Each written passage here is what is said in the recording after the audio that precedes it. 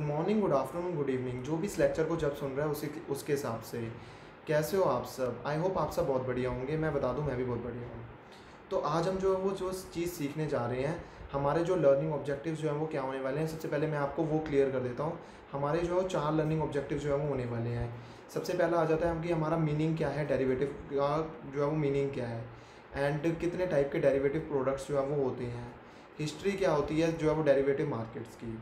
And जो है वो अगली चीज़ जो है वो रिस्क क्या होता है इसकी जो है वो ट्रेडिंग के अंदर। एंड सिग्निफिकेंस क्या होता है डेरिवेटिव मार्केट के अंदर। तो ये 4 चीज़ों के अंदर जो है हमारे लर्निंग ऑब्जेक्टिव जो है वो होने वाले हैं। सो आई होप आपको जो है वो बहुत ज़्यादा मज़ा आएगा। सो बिना टाइम वेस्ट करें हम जो है वो स्टार्ट करते हैं अपना जो है वो lecture. Good morning, good afternoon, good evening, कैसे हो आप सब? आई होप आप सब बहुत बढ़िया होंगे। मैं बता दूं, मैं भी बहुत बढ़िया हूँ। आज हम जो है वो हमने पिछले 2 लेक्चर के अंदर जो है वो क्या सीखा था, बेसिस ऑफ डेरिवेटिव्स के बारे में जो है वो हमने पूरी इन डेप्थ जो है वो नॉलेज ली थी। एंड हमने जो है वो मार्केट प्लेस के बारे में जो है वो पूरा सीखा था। आज हम जो है वो उसको जो है वो समराइज़ करेंगे। एंड हम जो है वो आज इस पूरे के पूरे जो है वो बेसिस ऑफ डेरिवेटिव जो चैप्टर नंबर 1 है, इसे हम पूरा मॉड्यूल से जो है वो कवर अप कर जाएंगे। तो बिना टाइम वेस्ट करे जो है वो हम स्टार्ट करते हैं। देखो, सबसे पहले जो है हमारे दिमाग में क्लैरिटी होनी चाहिए कि डेरिवेटिव जो है वो होता क्या है, डेरिवेटिव का मतलब क्या होता है। सो डेरिवेटिव क्या होता है? डेरिवेटिव जो है वो एक तरीके का कॉन्ट्रैक्ट होता है दो लोगों के बीच में। जो है वो ये एक तरीके का कॉन्ट्रैक्ट होता है कि कोई पर्टिकुलर चीज़ जो है वो कोई पर्टिकुलर प्राइस पर जो है वो क्या करी जा रही है, मतलब कि जो है वो एग्रीड एसेट जो है वो एग्रीड प्राइस पर एग्रीड फ्यूचर डेट पर हम ट्रेड करेंगे। ठीक है, तो डेरिवेटिव जो है वो ये होता है। सो इस डेफिनेशन पर जो है वो आप ध्यान दो।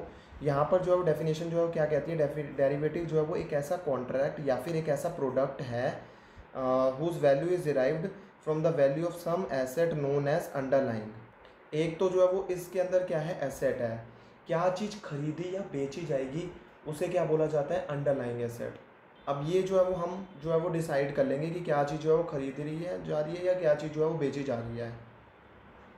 इसके अंदर जो है ना 3 चीज़ें जो है वो बहुत ज़्यादा इंपॉर्टेंट होती हैं। कौन सी चीज़ जो है वो इंपॉर्टेंट होती है? सबसे पहला होता है कि यहाँ पर जो है वो हम अंडरलाइंग एसेट के अंदर जो है वो ट्रेड कर रहे हैं। कौन सी चीज़ जो है खरीदी या बेची जा रही है वो जो है वो अंडरलाइंग होती है। ये सबसे पहला जो है वो इम्पॉर्टेंट चीज़ होती है। अब ये जो अंडरलाइंग एसेट है इसको जो है वो ब्रॉड या फिर सोल्ड जो है वो करा जाएगा सर्टेन फ्यूचर डेट पर, जो कि आज डिसाइड हम करेंगे। एंड वो किसी सर्टेन फ्यूचर प्राइस पर जो है वो ट्रेड होगा, वो भी कब कब डिसाइड होगा, वो भी जो है वो आज जो है वो डिसाइड होगा। तो यहाँ पर जो है वो 3 चीज़ें हो गई ना।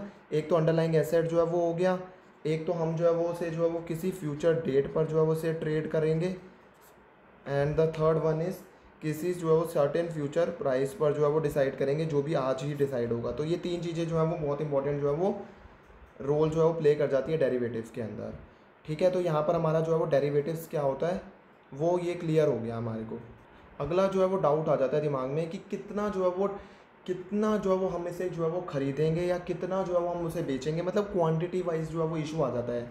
कितना जो है वो इसे खरीदा जाएगा या और कितना जो है वो इसे बेचा जाएगा। अब ये दिमाग में जो है वो इंटरेस्टिंग जो है वो क्वेश्चन आ जाता है कि कितना हम इसे खरीदेंगे या फिर हमें कितना जो है वो हम इसे बेचेंगे। अब ये दिमाग में जो है वो क्वेश्चन राइज होता है ना, कि कितना हम इसे खरीदेंगे या कितना बेचेंगे।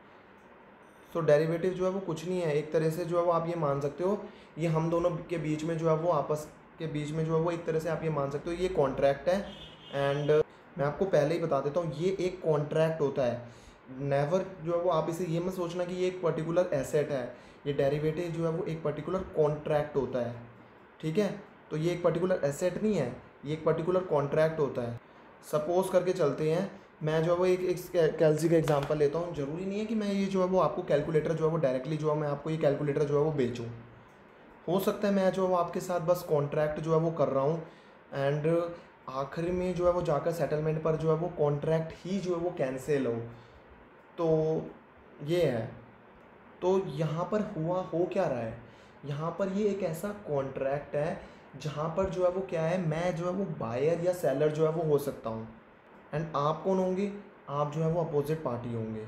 तो इट मीन्स मैं बायर हूँ तो आप सेलर होंगे, और आप जो है वो बायर हो तो मैं सेलर होऊंगा। तो डिपेंडिंग अपॉन दैट ओनली कि जो है मैं बायर हूँ तो आप सेलर, और आप जो है वो आप बायर हो तो मैं सेलर हूँ, तो वो मतलब जो डिपेंड हो जाता है। तो अपोजिट पार्टी है एंड मैं हूँ, मैं बायर या सेलर हूँ और आप अगर मैं बायर हूँ तो आप सेलर हो, एंड अगर आप जो है वो बायर हो तो मैं सेलर हूँ, ठीक है। तो इसके अंदर जो है वो क्या होता है, इसके अंदर बेसिकली जो है वो हम जो है वो डिसाइड करते हैं कि किसी फ्यूचर डेट पर जो है वो, तो हम जो है वो क्या कर लेंगे, डिसाइड जो है वो कर लेंगे कि वो फ्यूचर की कोई भी जो है वो डेट जो है वो हम डिसाइड कर लेंगे। से एग्जांपल आप कुछ भी मान लो, कोई भी फ्यूचर की डेट जो है वो हम डिसाइड कर लेंगे। कोई भी फ्यूचर की डेट है, जो है वो 2 महीने बाद, 3 महीने बाद, कोई भी फ्यूचर की डेट हम डिसाइड कर लेते हैं कि कोई पर्टिकुलर एसेट जो है वो, जैसे कि मान लो ये कैलकुलेटर है, मतलब कुछ भी हो सकता है, इक्विटी हो सकता है, स्टॉक, कमोडिटीज़, बहुत सारे टाइप के जो है वो डेरिवेटिव्स जो है वो होते हैं। Derivatives can take in any form, many number of forms. And या जैसे कि ये देखो जो है वो इसके अंदर इंक्लूड हो जाता है, ये सारी की सारी चीज़ें जो है वो इंक्लूड हो जाती है। फाइनेंशियल एसेट जैसे शेयर्स, बॉन्ड, फॉरेन एक्सचेंज, बहुत चीज़ें जो है वो इंक्लूड हो जाती हैं। ये सारे के सारे एसेट को जो है वो खरीदेंगे और बेचेंगे जो है वो किसी पर्टिकुलर फ्यूचर डेट पर जो है हम उसे जो है खरीदेंगे या बेचेंगे। एंड ये खरीदेगा और बेचेगा कौन, ये क्लैरिटी जो है वो आपके दिमाग में होनी चाहिए। यहाँ पर ये जो चीज़ें हैं ये खरीदेंगे और बेचेंगे, हम दोनों जो है वो खरीदेंगे और बेचेंगे। तो हम जो है वो क्लैरिटी रखते हैं कि आज हमने क्या क्या डिसाइड करा। आज हमने जो है वो एसेट को जो है वो डिसाइड करा, आज हमने जो है वो प्राइस जो है वो डिसाइड करी, आज हमने जो है वो आगे की जो है वो डेट जो है वो डिसाइड करी कि आज इस एसेट को जो है वो कितनी क्वांटिटी में जो है वो हम खरीदेंगे और बेचेंगे, वो हमने जो है वो डिसाइड करा। This is what we called as, and जो है वो हम इसे क्या बोलते हैं, डेरिवेटिव्स जो है वो बोलते हैं। आपको एक बात जो है वो ध्यान में रखनी है कि डेरिवेटिव जो होता है उसकी खुद की कोई वैल्यू नहीं होती, इसकी खुद की कोई वैल्यू नहीं होती। देखो अगली बात जो है वो ये समझ के चलो, मान लो ये जो कैलकुलेटर है, अगर इसकी जो है वो मार्केट के अंदर कोई वैल्यू ही नहीं है तो इसके ऊपर डेरिवेटिव कॉन्ट्रैक्ट भी तो नहीं बनाया जा सकता। अगर इसी चीज़ की ये जो अंडरलाइंग एसेट है, अगर इसकी जो है वो मार्केट के अंदर कोई वैल्यू नहीं है तो इसके ऊपर डेरिवेटिव कॉन्ट्रैक्ट भी जो है वो नहीं बनाया जा सकता। बिकॉज जो डेरिवेटिव की वैल्यू जो है वो किसके ऊपर डिपेंड करती है, इस अंडरलाइंग एसेट की वैल्यू पर जो है वो डेरिवेटिव की वैल्यू जो है वो डिसाइडेड होती है। डेरिवेटिव की खुद की कोई वैल्यू नहीं होती, उसकी वैल्यू जो है वो डिपेंड करती है वैल्यू जो भी अदर फिजिकल एसेट है, जिसे हम जो है वो अंडरलाइंग एसेट भी जो है वो बोलते हैं। तो ये जो अंडरलाइंग एसेट होता है ना, इसी की वैल्यू पर जो है वो डिसाइडेड होता है कि हम दोनों ने जो कॉन्ट्रैक्ट किया है उस कॉन्ट्रैक्ट की वैल्यू कितनी है। तो इस अंडरलाइंग एसेट की वैल्यू पर जो है वो डिपेंडेंट होता है कि हमारे बीच में जो कॉन्ट्रैक्ट हुआ था उसकी वैल्यू क्या है। डेरिवेटिव की खुद की कोई वैल्यू नहीं होती। ये जो अंडरलाइंग एसेट है जिसे जो है वो ख़रीदा या बेचा जा रहा है, तो जो है वो उसकी जो है वो उसकी वैल्यू पर जो है वो डिपेंडेंट होता है। डेरिवेटिव की खुद की कोई वैल्यू नहीं होती। डेरिवेटिव का मतलब ही ये होता है कि it derives it's value from underlying asset. तो ऐसा हो सकता है कि हम दोनों के बीच में जो है वो कोई जो है वो इक्विटी को जो है वो ख़रीदे, कोई जो है वो कमोडिटीज़ को जो है वो ख़रीदे और बेचे। तो ये बहुत ही जो है वो बेसिक बात जो है वो रह जाती है कि कुछ भी जो है वो चीज़ हो सकती है कि इक्विटी जो है वो उसको ख़रीदा या बेचा जा रहा है, कमोडिटी को जो है वो बेचा या ख़रीदा जा रहा है। इन सभी की अगर जो है वो मार्केट के अंदर जो है वो वैल्यू होगी तो जाकर हमारी जो है वो डेरिवेटिव की जो है वो कोई वैल्यू होगी। क्योंकि डेरिवेटिव जो है वो क्या करता है, अपनी वैल्यू जो है वो डिराइव ही इनसे करता है। तो ये जो कमोडिटी है, ये इक्विटी है, जिसे जो है वो ख़रीदा या बेचा जाएगा, एंड जो है वो मान लो इक्विटी है, करेंसी है, कमोडिटी है, कुछ भी जो है वो हो सकता है। Derivative can take it any forms, and जो है वो जिसके अंदर जो है वो करा जा रहा है, इसी की वैल्यू पर जो है किसकी वैल्यू जो है वो डिपेंडेंट होती है, डेरिवेटिव की जो है वैल्यू जो है वो डिपेंड करती है। अब एक बात समझो, कोई चीज़ जो है वो प्रैक्टिकली अगर मान लो उसके अंदर, उसकी मार्केट के अंदर कोई वैल्यू एग्जिस्ट ही नहीं करती है, तो उसके ऊपर आप डेरिवेटिव कॉन्ट्रैक्ट बना ही नहीं सकते, ठीक है। तो अगर मान लो कोई चीज़ है जिसकी प्रैक्टिकली जो है वो क्या है, आप जिसकी मार्केट में कोई वैल्यू ही नहीं है, तो आप उसके ऊपर डेरिवेटिव कॉन्ट्रैक्ट जो है वो एंटर कर ही नहीं सकते हो। ये जो डेरिवेटिव्स हैं, ये जो अंडरलाइंग एसेट है, ये जो है वो किसी भी जो है फॉर्म में हो सकता है। जैसे कि सिक्योरिटी है, जैसे कि कोई भी मान लो कोई भी कंपनी का शेयर है, कोई भी रिलायंस कंपनी का शेयर है, इन्फोसिस कंपनी का जो है वो शेयर है, वो हो सकता है। या ये कोई जो है वो कमोडिटीज़ जो है वो हो सकती है, राइस, बाजरा, चना, कोई कमोडिटीज़ भी जो है वो हो सकती है। कमोडिटीज़ मार्केट भी होती है जहाँ पर जो है कमोडिटीज़ को जो है वो ट्रेड करा जाता है। करेंसीज़ हो सकती हैं जैसे कि rupees, dollar, yen. There are an number of derivatives, but हमारे जो सिलेबस है उसके अंदर 4 टाइप के जो है वो डेरिवेटिव जो है वो हैं। एक है फॉरवर्ड, एक है फ्यूचर, एक है ऑप्शंस, एक है स्वैप। वैसे मैं बोलूँ तो कॉलर्स भी होता है एंड बहुत सारे और होते हैं। बट हमारे सिलेबस के अंदर जो है वो क्या है, 4 हैं। Forward, future, option and swaps जो है वो हमारे को पढ़ने के लिए मिले हैं, ठीक है, प्रोडक्ट इन डेरिवेटिव मार्केट के अंदर। इसके बाद जो है मैं आपको कुछ की टर्म्स जो है वो रिवाइज करा देता हूँ। स्पेकुलेशन का मतलब होता है कि मैं जो है वो मेरे को जो है वो सो बेसिकली स्पेकुलेशन का मतलब क्या होता है कि हम जो है वो रिस्क लेने के लिए जो है वो क्या है, तैयार हैं। हम जो है वो क्या करने के लिए तैयार है, हम रिस्क लेने के लिए तैयार है। मेरे जो वर्ड्स पर ध्यान देना, क्या मतलब होता है स्पेकुलेशन का कि हम रिस्क लेने के लिए तैयार हैं। अब मैं क्यों रिस्क लेने के लिए तैयार होगा, क्योंकि मुझे मार्केट में जो है वो क्या है, मुझे कुछ रिटर्न जो है वो मिलने वाला है, मुझे कुछ पैसा जो है वो मिलने वाला है मार्केट से। मैं इक्विटी शेयर्स के अंदर भी जो है वो ट्रेडिंग करता हूँ क्योंकि मुझे मार्केट में जो है पैसा जो है वो कमाना है। मैं डेरिवेटिव के अंदर भी जो है वो ट्रेडिंग करता हूँ क्योंकि मुझे पैसा कमाना है, एंड सो ऑन जो है वो किसी पर्पस किसी भी चीज़ों के अंदर मैं ट्रेडिंग करता हूँ। क्यों? क्योंकि मुझे जो है वो पैसा कमाना है। तो मैं रिस्क लेने के लिए तैयार हूँ क्योंकि मुझे जो है वो, मेरे को क्या चाहिए, रिटर्न जो है वो चाहिए मार्केट के अंदर। उसे जो है वो क्या बोला जाता है, स्पेकुलेशन जो है वो बोला जाता है। जब मेरा मोटिव ही जो है वो प्रॉफिट कमाना है तो मैं क्या करता हूँ, मैं रिस्क उठाता हूँ एंड प्रॉफिट को जो है वो क्या करता हूँ, कमाता हूँ। मुझे इस एसेट से कोई लेना देना नहीं है कि ये एसेट से, मुझे इस एसेट से जो है वो लेना देना नहीं है। मुझे जो है वो ये कैलकुलेटर नहीं चलाना, मुझे जो है वो ये नहीं है कि मुझे जो है वो ये कैलकुलेटर को चलाना है। मेरा मेन पर्पस क्या है वो समझो। बट अगर मैं फिर भी इस पर्टिकुलर जो है वो एसेट के अंदर जो है वो मैं ट्रेड कर रहा हूँ ना, तो मैं वो क्यों कर रहा हूँगा ट्रेड, क्योंकि मुझे जो है वो इसमें जो है वो क्या करना है, पैसा जो है वो कमाना है। आज मान लो मैं ये बोलता हूँ कि इसकी जो है वो 50,000 जो है वो क्वांटिटी जो है वो बेच दो कैलकुलेटर की, 10 रुपये में जो है वो बेच दो।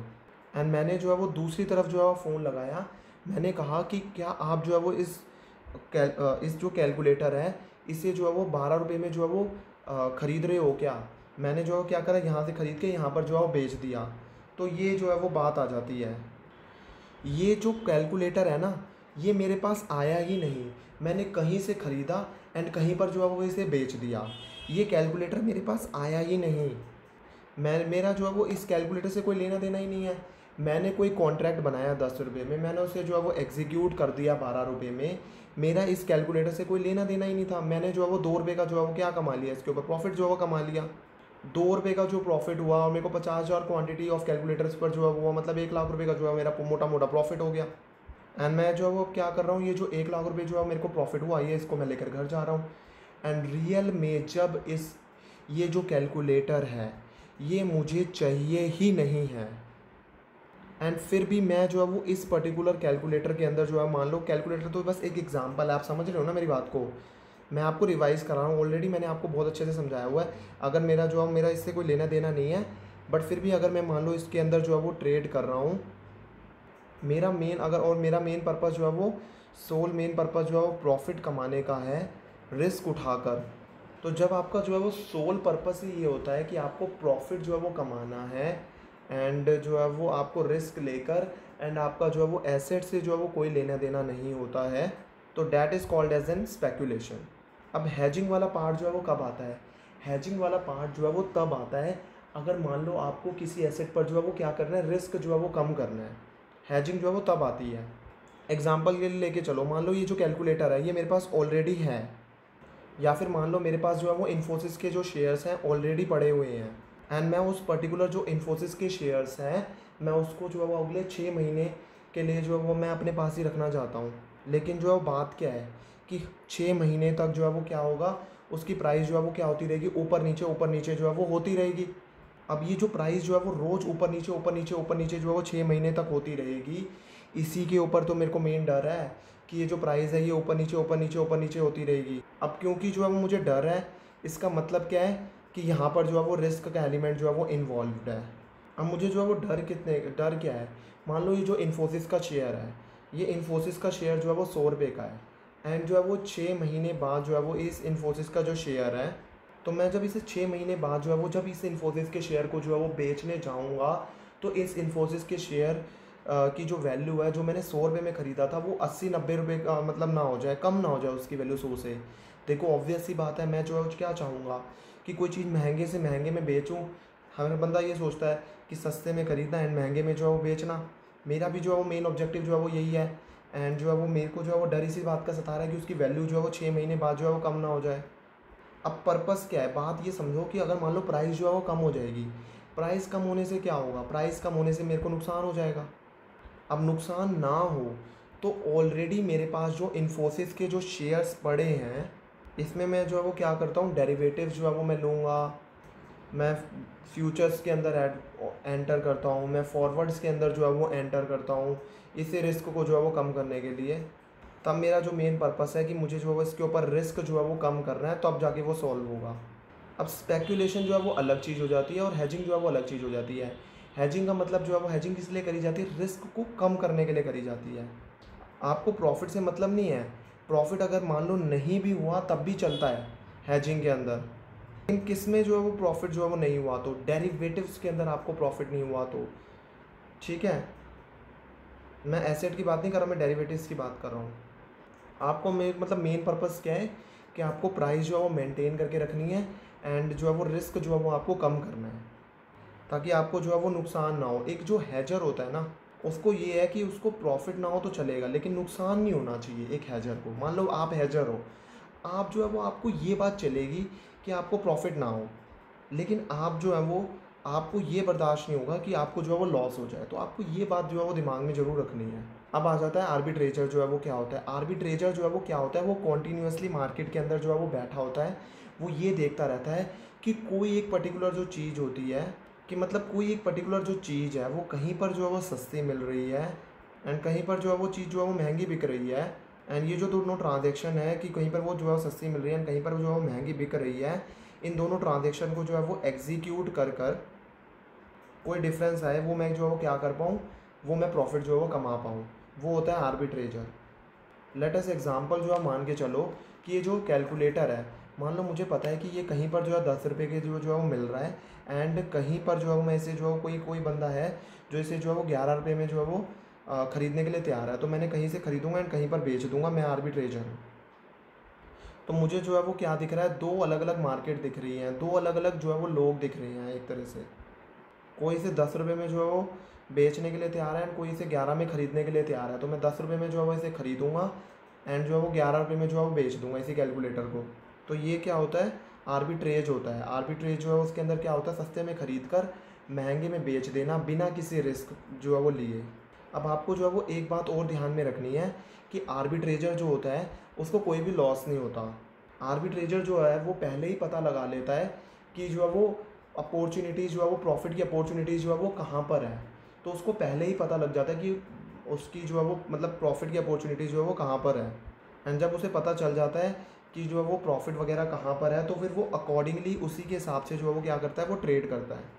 सो आर्बिट्रेजर को जो है वो क्या करना पड़ता है, कॉन्टीन्यूसली जो अपनी नज़रें जो है वो गाड़ के रखनी पड़ती है, स्टॉक्स पर, फ्यूचर्स पर, ऑप्शंस पर जो है वो ये गाड़ के रखता है अपनी नज़रें एंड फिर उसके अंदर जो है वो जाकर ट्रेडिंग करना, ताकि आप जो है उसे सस्ते में ख़रीद पाओ एंड महंगे में जो है वो बेच पाओ। That is what we called as an आर्बिट्रेजर।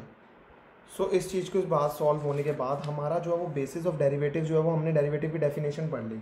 इसके बाद आ जाता है डेरिवेटिव मार्केट जो है वो हिस्ट्री एंड इवैल्यूएशन की जो है वो 12वीं सेंचुरी के अंदर ये हुआ था, 17th ये थोड़ा सा इरेलीवेंट टाइप का जो है वो टॉपिक है। अगर आपको जो है सेल्फ रीड जो है वो करना है इन ऑर्डर, अगर आपको जो है बिल्कुल भी रिस्क नहीं लेना है, 1 मार्क्स का भी, सिंगल मार्क्स का भी, तो आप जो है उसे रीड आउट कर सकते हो। बाकी वैसे जो है वो ये किसी काम का नहीं है। कौन कौन से फैक्टर्स जो है वो डेरिवेटिव मार्केट को ग्लोबली जो है वो इन्फ्लुएंस करते हैं, वो अगर मान लो कोई भी फ्लक्चुएशन जो है वो अंडरलाइंग एसेट के प्राइसेस के अंदर होगी तो हमारी डेरिवेटिव मार्केट की जो है वो ग्रोथ इन्फ्लुएंस होती है। कोई भी हमारी फाइनेंशियल मार्केट जो है वो उसका इंटीग्रेशन जो है वो हो जाता है, जोड़ बनता है, कोई जो है वो आपस में मिल जा मतलब हाँ, तो मतलब फाइनेंशियल मार्केट ग्लोबली जो है वो इंटीग्रेट होती है, तो हमारी जो है वो डेरिवेटिव मार्केट जो है वो ग्रोथ होती है उसकी। अगर कोई लेटेस्ट टेक्नोलॉजी जो है वो डेवलप हो जाती है कम्युनिकेशन के अंदर, जिसकी वजह से जो है वो ट्रांजेक्शन कॉस्ट जो है वो रिड्यूस हो जाए, उसकी वजह से जो है वो हो जाती है ग्रोथ।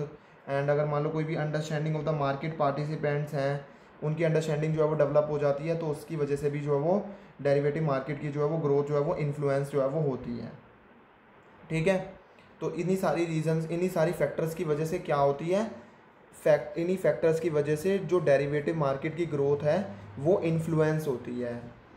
ठीक है, अब आ जाता है हमारे पास इंडियन डेरिवेटिव मार्केट जो है वो, ये सारा का सारा बताया हुआ है कि इंडियन डेरिवेटिव मार्केट का जो इंट्रोडक्शन जो है वो ट्रेडिंग जो है वो इंडिया के अंदर स्टार्ट हुई थी। सेबी ने जो है वो सेटअप करा था 24 मेंबर कमेटी जो है वो under chairmanship of doctor L C Gupta के अंडर ऑन नवंबर 18 1996। ये क्वेश्चन जो है वो एग्ज़ाम में पूछ लेते हैं कि जो वो किसके अंडर जो है वो हुई है, किसने जो है वो इसको जो है वो मतलब करा है, जो है वो किसने जो है वो स्टेप लिया था। सैबी ने सेटअप करी थी 24 मेंबर कमेटी जो है वो अंडर द चेयरमैनशिप के अंदर जो है वो टू डेवलप की अप्रोप्रिएट जो है वो रेगुलेटरी फ्रेमवर्क जो है वो डेवलप हो ट्रेडिंग के अंदर। और जो ये कमेटी है उसने अपनी रिपोर्ट जो है वो किसको सबमिट करती है, मार्च 17 1998 को जो है वो सबमिट करी थी, रिकमेंडिंग की जो डेरिवेटिव्स है उसे जो है सिक्योरिटी जो है वो बोला जाए, ताकि रेगुलेटरी फ्रेमवर्क जो है वो उसकी ट्रेडिंग जो है वो कर पाए, सिक्योरिटीज़ की जो है वो गवर्न कर पाए, trading of derivative. Subsequently SEBI ने जो है वो under the chairmanship of professor JR. Verma के जो है मतलब उसकी जो है वो चेयरमैनशिप के अंदर जो है वो रिकमेंड करा था मेजर्स जिसकी वजह से रिस्क कंटेमिनेंट जो है वो डेरिवेटिव मार्केट्स के अंदर हो। और ये जो कमेटी है इसने जो है वो अपनी रिपोर्ट जो है वो अक्टूबर 1998 के अंदर जो है वो सबमिट करी थी। एंड जो सिकरा है, जो सिक्योरिटीज़ कॉन्ट्रैक्ट रेगुलेशन एक्ट है, वो अमेंडेड हुआ था, उसके अंदर डेरिवेटिव्स को जो है वो लेकर आए थे हम सिक्योरिटीज़ की डेफिनेशन के अंदर जो है वो किसको जो है वो लेकर आए थे, सिक्योरिटीज़ की डेफिनेशन के अंदर जो है वो किसको लेकर आया गया था, डेरिवेटिव्स को जो है वो लेकर आया था। ठीक है, सिकरा जो है वो लेकर आया था, उसने अमेंड करी थी जो है वो सिक्योरिटीज़ की डेफिनेशन, और सिक्योरिटीज़ की डेफिनेशन में किसको जो है वो घुसेड़ा गया था, डेरिवेटिव्स को जो है वो डाला गया था। And regulatory framework was developed की जो है वो डेरिवेटिव्स की जो है वो ट्रेडिंग करी जा पाए, तो इसीलिए जो है वो क्या हुआ था, रेगुलेटरी फ्रेमवर्क जो है वो डेवलप हुआ था। ठीक है, तो एक्सचेंज ट्रेडेड डेरिवेटिव्स जो है वो उनकी जो है वो ट्रेडिंग जो है वो कब स्टार्ट हुई थी, जून 2000 में स्टार्ट हुई थी। एंड सेबी ने जो है वो उसकी परमिशन दी थी। एंड बीएससी और एनएससी को जो है वो इंट्रोड्यूस करा था इक्विटी डेरिवेटिव सेगमेंट के अंदर। जैसे आप सब सुनते भी होंगे, बीएससी और एनएससी को जो है वो इंट्रोड्यूस करा था इक्विटी डेरिवेटिव सेगमेंट्स के तरह।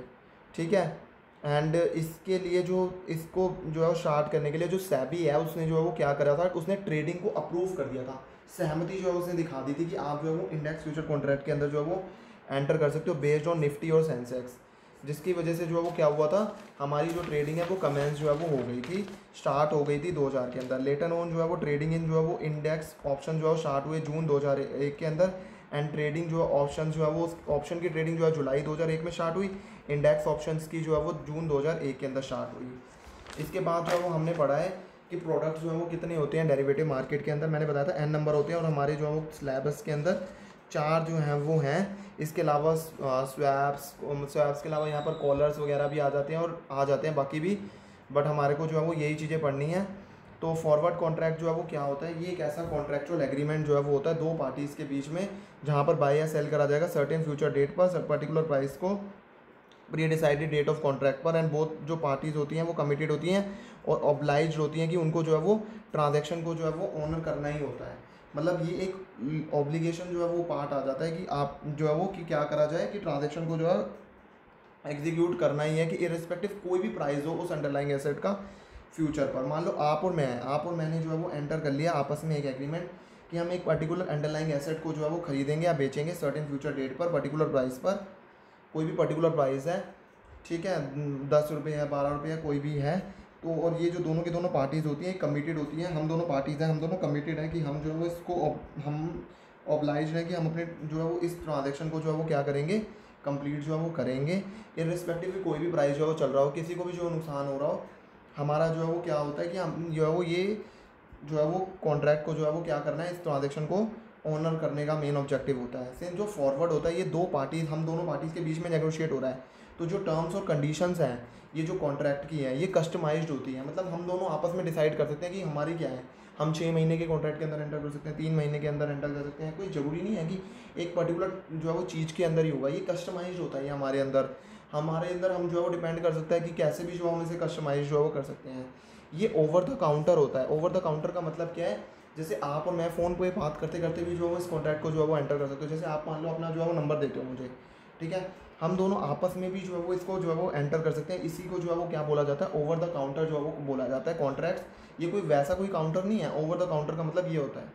तो यहाँ पर जो है वो क्या हो गया, यहाँ पर जो है वो एक कॉन्ट्रैक्ट हो गया, हम दोनों के बीच में हो गया, हम दोनों के बीच में हो गया। किस चीज़ को जो है वो ख़रीदा या बेचा जा रहा है, सपोज़ करो मान लो जो है वो ये जो है वो कैलकुलेटर है, कैलकुलेटर को जो है वो ख़रीदा या बेचा जा रहा है। कितनी क्वांटिटीज़ को ख़रीदा जा रहा है, मान लो जो है वो एक क्वांटिटी को जो है वो ख़रीदा और बेचा जा रहा है। किस प्राइस पर जो है वो इसे ख़रीदा या बेचा जा रहा है, मान के चलो जो है वो इसे जो है वो किसी मान लो जो है वो 500 पर जो है उसे ख़रीदा और बेचा जा रहा है, एंड कौन सी डेट पर जो है उसे ख़रीदा और बेचा जा रहा है, मान के चलो आज से 2 महीने बाद जो है उसे ख़रीदा और बेचा जा रहा है। हमारे बीच में जो है वो पैसों का कुछ भी लेन देन नहीं हुआ है। क्या हो गया? डेरिवेटिव मार्केट हो गई। जो होगा जो है वो सर्टेन टाइम पीरियड के बाद में होगा। से एग्जांपल 2 मंथ 3 मंथ जो भी हमने जो है वो डिसाइड करा है कि हम 2 महीने या 3 महीने बाद जो है, जो भी मैं एग्जांपल ले रहा था, तो वो बात आ जाती है। ये होता है फॉरवर्ड कॉन्ट्रैक्ट, जो कहीं पर भी जो है वो ट्रांजेक्शन जो है वो एग्जीक्यूट कर सकते हैं। कहीं पर भी हम बैठ के जो है वो ये ट्रांजेक्शन जो है वो कर सकते हैं। उसे क्या बोला जाता है? फॉरवर्ड कॉन्ट्रैक्ट जो है वो बोला जा सकता है। मैं फ़ोन पे बैठे बैठे ओवर द काउंटर हम आपस में बैठ के एक जो है डाइनिंग टेबल पे बैठ के कहीं पर भी जो है बैठ कर जो है वो जो कर सकते हैं, उसे जो क्या बोला जाता है? फॉरवर्ड कॉन्ट्रैक्ट जो है वो बोला जाता है। सो फॉरवर्ड कॉन्ट्रैक्ट जो है वो ओवर द काउंटर होता है। एक कॉन्ट्रैक्ट जो है वो आगे पीछे जो है वो मतलब एक दूसरे जो है वो लोग जो है वो आपस में जो है वो टेबल में जो है वो आपस में जो है वो लोग टेबल पे बैठ के जो है वो आपस में जो है वो कॉन्ट्रैक्ट जो है वो एंटर कर जाते हैं। एंड हमने जो है वो ये डिसाइड कर लिया है, एंड हमने जो है वो कहीं पर भी जो है वो डिसाइड कर लिया है, ये फॉरवर्ड कॉन्ट्रैक्ट जो है वो होता है। एंड यहाँ पर जो है वो ये जो फॉरवर्ड कॉन्ट्रैक्ट या फिर जो फॉरवर्ड मार्केट होती है, यहाँ पर जो सारी की सारी डीलिंग्स जो है वो दो लोगों के बीच में ही जो है वो रहती है। हम दो इसके अंदर जो है वो हम दोनों पार्टीज़ को ही जो है वो पता होता है, बायर और सेलर को ही पता होता है कि कौन सी क्वांटिटी कौन सा जो है वो चीज़ को कितनी क्वांटिटी में जो है वो बेचा या ख़रीदा जो है वो जाएगा। ठीक है। बट क्या ऐसा फ्यूचर मार्केट के अंदर भी होता है? नहीं, फ्यूचर मार्केट के अंदर जो है वो ऐसा नहीं होता है। फ्यूचर मार्केट के अंदर अगर मान लो जो है वो आपको कुछ भी जो है वो ख़रीदना है या बेचना है, मान लो आपको या मुझे जो है वो कुछ भी ख़रीदना है या बेचना है, तो हम दोनों जो है वो आपस में जो है वो फ्यूचर्स की जो है वो ख़रीदारी और जो है वो बिकवारी जो है वो आपस में जो है वो नहीं कर सकते हैं। फ्यूचर कॉन्ट्रैक्ट के अंदर ये डिफरेंस जो है वो क्रिएट हो जाता है कि हम दोनों आपस में जो है वो क्या है कि इसकी खरीदवारी और बिकवारी जो है वो हम दोनों आपस में जो है वो नहीं कर सकते हैं। लेकिन फॉरवर्ड कॉन्ट्रैक्ट के अंदर क्या हो रहा था कि हम दोनों आपस में जो है वो खरीदवारी और इसकी बिकवारी जो है वो कर रहे थे। फॉरवर्ड मार्केट की मैं बात कर रहा हूँ। लेकिन फ्यूचर मार्केट के अंदर ऐसा नहीं होता माय डियर फ्रेंड्स। यहाँ पर हमारे को जो है वो किसके पास में जो है वो जाना पड़ता है? यहाँ पर हमारे को जो है वो जाना पड़ता है फ्यूचर मार्केट के अंदर हमारे को किसके पास में जो है वो जाना पड़ता है? स्टॉक एक्सचेंज के पास में जो है वो जाना पड़ता है। तो हमारे को किसके पास में जाना पड़ता है? स्टॉक एक्सचेंज के पास में जो है वो जाना पड़ता है। मैं स्टॉक एक्सचेंज पर जो है वो जाकर क्या बोलूँगा कि मुझे जो है वो ये चीज़ जो है वो ख़रीदनी है, एंड जो है वो आप क्या बोलोगे कि आपको ये चीज़ जो है वो क्या करनी है? बेचनी है। या फिर जो है वो आप क्या बोलोगे कि आपको जो है वो क्या करना है? ख़रीदना है। और मैं क्या बोलूँगा कि मुझे जो है वो बेचना है। मैं किसके पास जाके बोलूँगा? एक्सचेंज के पास जाके जो है वो बोलूँगा। आई होप आपको जो है बात जो है क्रिस्टल जो है वो क्लियर जो है दिमाग में जा रही होगी। सो एक्सचेंज की खरीदवारी और बिकवारी करने के लिए जो है वो स्टॉक एक्सचेंज के पास में जाना पड़ता है। तो एक्सचेंज की खरीदवारी और बिकवारी करने के लिए हमारे को स्टॉक एक्सचेंज के पास में जाना पड़ता है। सो फ्यूचर मतलब मैंने अभी आई होप मैंने जो है फ्यूचर ही बोला था अभी। तो फ्यूचर कॉन्ट्रैक्ट के अंदर हमारे को जो है स्टॉक एक्सचेंज के पास में जो है वो जाना ही पड़ता है। हम आपस में जो है वो क्या करते हैं? हम आपस में जो है बैठ के जो है वो ट्रांजेक्शन जो है वो एंटर नहीं कर सकते। हमारे को फ्यूचर कॉन्ट्रैक्ट के अंदर स्टॉक एक्सचेंज के पास में जाना ही पड़ता है। लेकिन फॉरवर्ड कॉन्ट्रैक्ट तो ओवर द काउंटर जो है वो हो जाते हैं। इसके बाद में हमारे पास थर्ड टाइप का जो है प्रोडक्ट आ जाता है। डेरिवेटिव मार्केट के अंदर जो थर्ड टाइप का प्रोडक्ट होता है जो कि होता है ऑप्शन। ऑप्शन जो है वो ऑप्शन एक ऐसा कॉन्ट्रैक्ट होता है जहाँ पर राइट मिलता है, ऑब्लिगेशन नहीं होती, राइट होता है। हमारे पास अधिकार हमारे को मिलता है कि हम जो है वो बाय या सेल कर सकते हैं अंडरलाइंग को एसेट को ऑन और बिफोर द स्टेटेड डेट पर एंड स्टेटेड प्राइस पर जो है वो खरीद सकते हैं। देखो जो ऑप्शन मार्केट होती है ना, ऑप्शन मार्केट के अंदर दो लोग आ जाते हैं। एक तो ऑप्शन बायर आ जाता है एंड दूसरा कौन आ जाता है? ऑप्शन सेलर जो है वो आ जाता है। ऑप्शन बायर जिसे जो है वो हम होल्डर भी बोलते हैं ऑप्शन का, एंड ऑप्शन सेलर जिसे जो है वो हम राइटर भी बोलते हैं ऑप्शन का। जो ऑप्शन बायर होता है ना, ऑप्शन बायर के अंदर भी दो चीज़ें आ जाती हैं, कॉल ऑप्शन और पुट ऑप्शन। कॉल ऑप्शन का मतलब है कि उसके पास अधिकार है, राइट है उसके पास खरीदने का। एंड पुट ऑप्शन के अंदर जो है वो राइट होता है कि हम बेचने का जो है वो राइट होता है। एंड दोनों ही केस के अंदर जो है वो ऑप्शन बायर को जो है वो क्या करना पड़ता है? प्रीमियम जो है वो पे करना पड़ता है। एंड जिसे जो है वो उस और जो प्रीमियम होता है वो ही जो है वो क्या होती है? उस ऑप्शन की जो है वो वैल्यू भी होती है। सेंस अब दिमाग में जो है ना एक क्वेश्चन और जो है वो अराइज हो जाता है कि बायर को जो है वो प्रीमियम जो है वो क्यों पे करना पड़ रहा है। देखो बायर जो है ना एक पर्टिकुलर ना फेवरेबल सिचुएशन में है। क्यों? क्योंकि उसको राइट मिल रहा है, उसको अधिकार मिल रहा है। क्यों यार? देखो इतना जो है वो कोई जो है वो फ्री में तो कुछ नहीं चल रहा है कोई भाई कि सब कुछ जो है वो आपको फ्री में मिल जाएगा। तो आपको जो है वो राइट दिया जा रहा है, उसके अगेंस्ट में आपको जो है वो क्या करना पड़ेगा? एक प्रीमियम जो है देना पड़ता है, एक टोकन एक तरह से जो है वो देना पड़ता है। तो इसीलिए बायर को जो है वो प्रीमियम जो है वो देना पड़ता है। ऑप्शन बायर जो है वो प्रीमियम जो है पे करता है। तो चाहे पुट ऑप्शन खरीदने के लिए हो या फिर कॉल ऑप्शन जो है वो खरीदने के लिए हो, हमेशा जो है वो प्रीमियम जो है किसको पे करना पड़ेगा, बायर को ही जो है वो पे करता है। और ये जो प्रीमियम जो है वो ऑप्शन बायर जो है वो पे करेगा, ये किसके पास में जाएगा, ये जो है वो ऑप्शन सेलर के पास में जाता है। तो जब भी मैं जो है मान लो कॉल ऑप्शन का जो है वो ख़रीदने जाता हूँ, तो मैं जब भी जो है वो कॉल ऑप्शन जो है वो ख़रीदता हूँ, तो स्टॉक एक्सचेंज वाला जो है वो क्या बनता है, एक तरह से सेलर जो है वो बनता है। मैं जो है वो क्या करता हूँ, मैं जो प्रीमियम जो है वो पे करता हूँ किसको, जो है स्टॉक एक्सचेंज को जो है पे करता हूँ। अब ये जो प्रीमियम होता है ना, इसको जो है वो एक्चुअल मार्केट में तो आप पता ही नहीं लगा सकते जो है वो कि ये प्रीमियम जो है कैसे कैलकुलेट हो रहा है, लेकिन वैसे थियोरेटिकली जो है वो इसको जो है वो कैलकुलेट जो है वो करा जा सकता है। ठीक है। अब इसके बाद में अगला जो है वो आ जाता है हमारे पास स्वैप। स्वैप जो है वो हमारे पास होता है कि एग्रीमेंट होता है जहाँ पर जो है दो पार्टी जो है वो एग्री कर जाती हैं कि एग्रीमेंट होता है दोनों के बीच में कि वो एक्सचेंज करेंगे, कैश फ्लोज जो भी होंगे वो फ्यूचर के अंदर करेंगे, जो भी प्री अरेंज उन्होंने फार्मूला जो है वो उसके हिसाब से वो स्वैप कर लेंगे। ठीक है। एक की चाहत जो है कि वो जो है वो फ्लोटिंग में ख़रीदना चाहता है, एक की चाहत है कि वो फिक्स्ड जो है वो रेट जो है वो लेना चाहता है।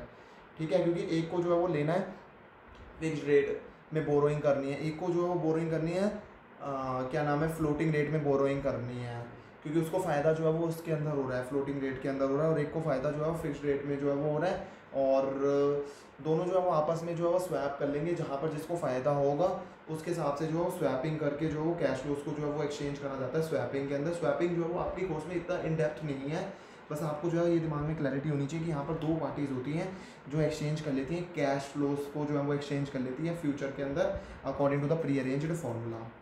ठीक है।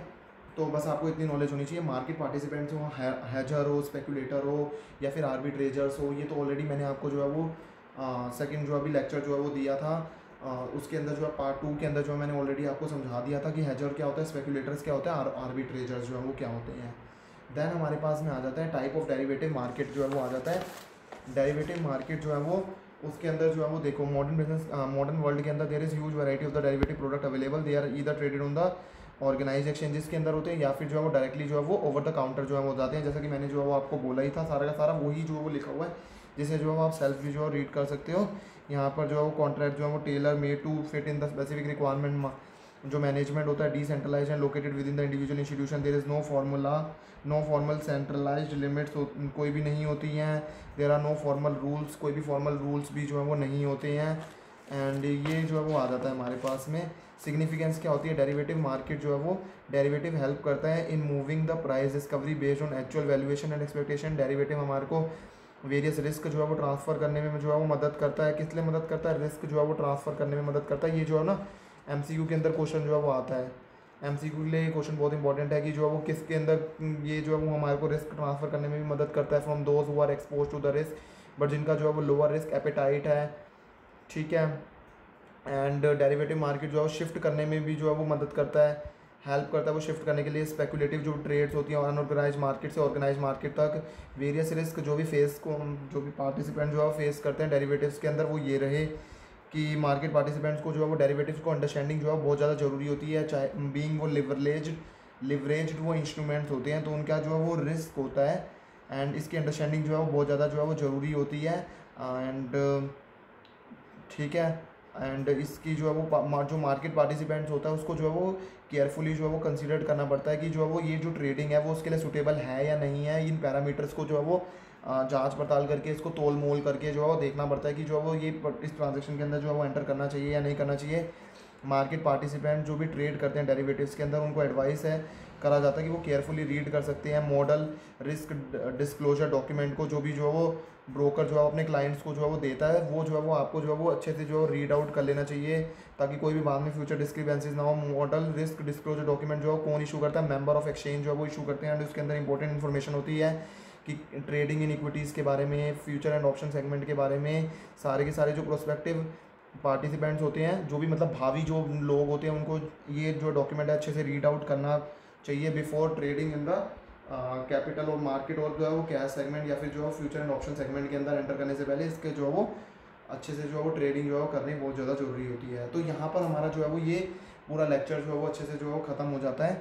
एंड अगर आपको ये जो है वो वीडियो पसंद आई होगी तो इस वीडियो को जो है वो लाइक ज़रूर कर देना, चैनल को जो है सब्सक्राइब जरूर कर देना, क्योंकि जो है वो अभी जो है बहुत सारी जो है वो क्या आने वाली है, बहुत सारी अपकमिंग वीडियोज़ जो है वो आने वाली हैं, जहाँ पर आपको जो है वो मॉक टेस्ट सीरीज़ मिलेगी या फिर बाकी सारी बहुत सारी जो है चैप्टर्स की वीडियो जो है वो मिलने वाली हैं। तो अगर आपको जो है वो आपने चैनल को सब्सक्राइब कर रखा होगा तो क्या होगा कि आपको जो है वो नोटिफिकेशन के अंदर जो है सारी की सारी जो है वो वीडियो जो है वो डेफिनेटली जो है वो तुरंत जो है वो मिल जाएंगी। तो आई होप आपको जो है वो अच्छे से जो है वो मज़ा आया होगा ये सब कुछ सीख कर। I hope and I wish all the best for your future and bye bye everyone. Thank you.